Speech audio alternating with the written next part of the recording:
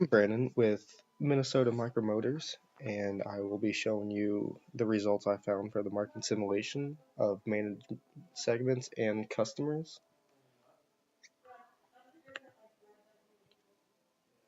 This is my dashboard overview,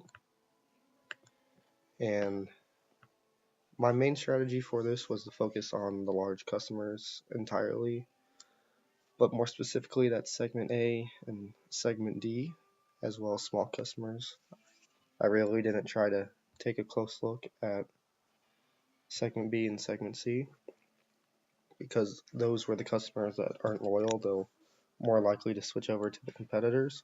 So that's why the big focus for me was on that segment A of large customers.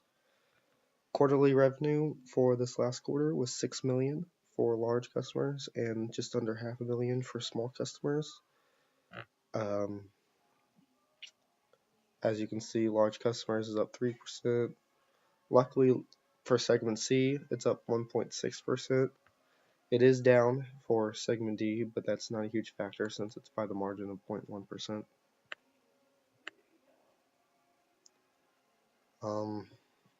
This is our profit margin. There was a huge increase between 2012 and 2013, then it was at a steady pace. Our average prices were around 135, and this is our power to size ratio and thermal resistance, which we'll talk more about once we get to that tab.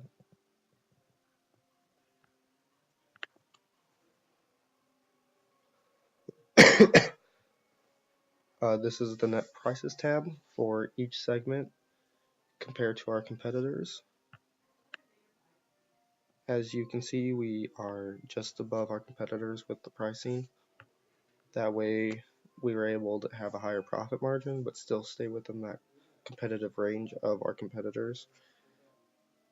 With our small customers, we do have some overlap at around 2013 and into 2015, but that is no problem because we still once again stay above that, or still have a higher profit margin.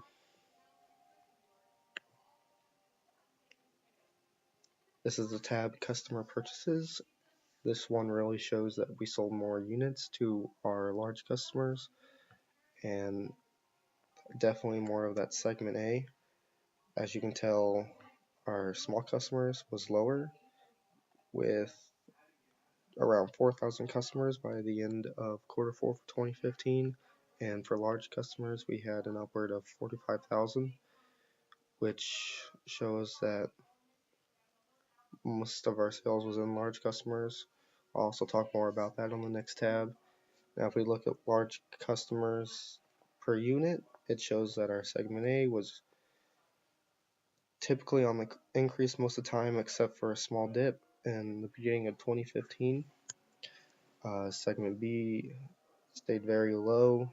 That's because they didn't have our focus at all, since they were more likely to be less loyal and switch to the competitor. Segment C is on a slight rise, which is just a positive note for us. And then segment D stays relatively high and well balanced. We do have a decrease at 2015 quarter 1, but it balances off again.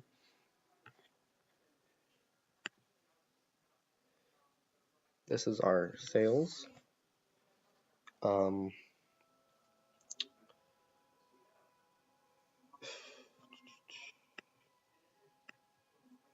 down, as you can see, this is our sales to existing customers, and this is our sales to new customers.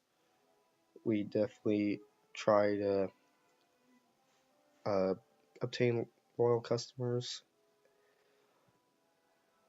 more of the same than we do try to reach out to new customers. Reaching out to new customers is more fairly important at the start of a business, and then retaining those customers, I think, is even more important than reaching out to those new customers, because those old customers are the loyal ones who will talk and have that word of mouth marketing for you.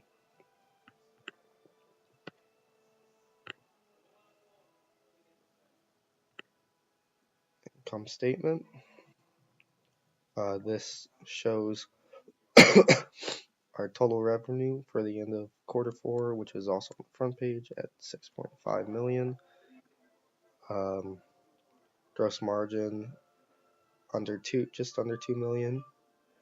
Total operating expenses 1.1 million. Net income 756,000.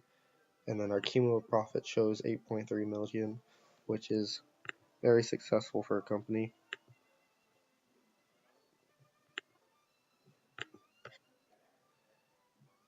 You have your per unit, just looking at what you're selling each unit at and how much it is to make that, percentages, and your gross margin detail for each segment. So 1 million from segment A, that shows in our sales line graph as well as in our income statement.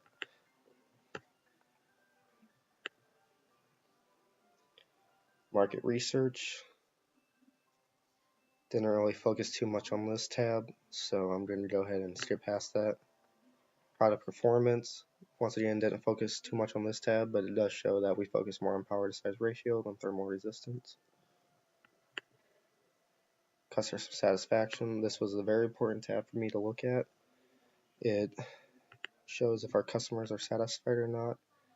As you can see, our segment B customer is very dissatisfied, but that's because that wasn't our main target market. If you look here at segment A, it shows that they are very satisfied with their purchase, so that is really good for us, as well as our small customers are successful as well.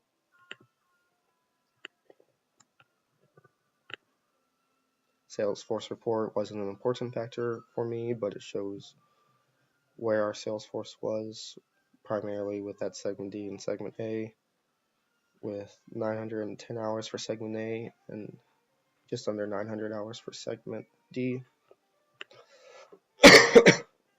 News was a big factor for me to look at because it's a quick snapshot of how well the company is doing, because it says the existing customers increased by 8% and new customers increased by 1%. So as long as you have that increase for customers, you're doing successful. And then last tab. This is the decision history. It shows, scroll over.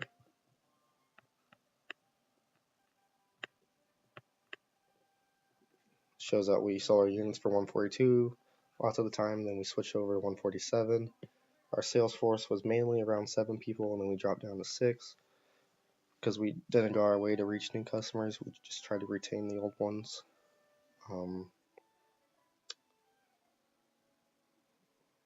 88% towards our large customers is where we put most of our attention.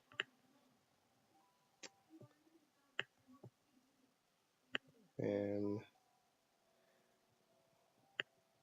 right here is where we had that decline with that budget of just 5,000.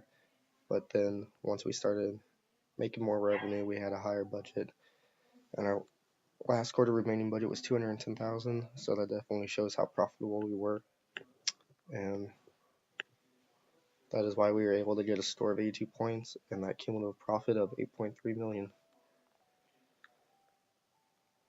That's all.